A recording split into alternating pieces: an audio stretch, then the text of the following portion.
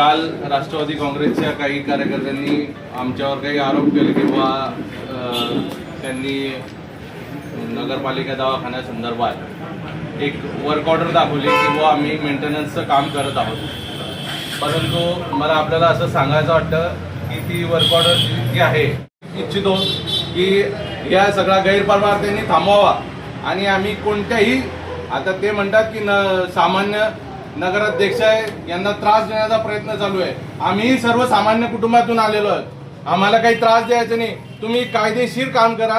तुम्ही जर बेकायदेशीर काम कराल तर आम्ही प्रत्येक क्षणी विरोध करू. या क्षणी मी अशी तुम्हाला असं ग्वाही देतो. जनता पार्टीचे नगरसेवक हे विकासासाठी कटिबद्ध आहोत आणि विरोधक आता त्यांच्याकडे काहीही मुद्दे नसल्यामुळे भुसावळच्या जनतेला भरकवटच आहे.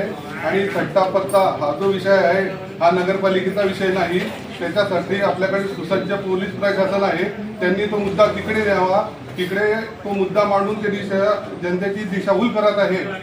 त्याच्यामुळे त्यांनी फक्त विकासावर बोलावं. विकासाबाबतीत आमचं त्यांना समर्थन आहे. आणि दुसरी गोष्ट जे एक व्यक्ती जळगावहून अपहार करून फायनान्स कंपनीत जे भुसावळात येऊन त्यांना राहावं लागतंय ते या विषयावर बोलत आहे. तर मला असं वाटतं की त्यांनी इतकी मोठी मजल मारण्याची गरज नाही. त्यांनी आधी स्वतःचं आत्मचिंतन करावं की आपण काय होतो, आपण कुठून आलो, आपल्याला अपहारामुळे जळगाव सोडावं लागलं.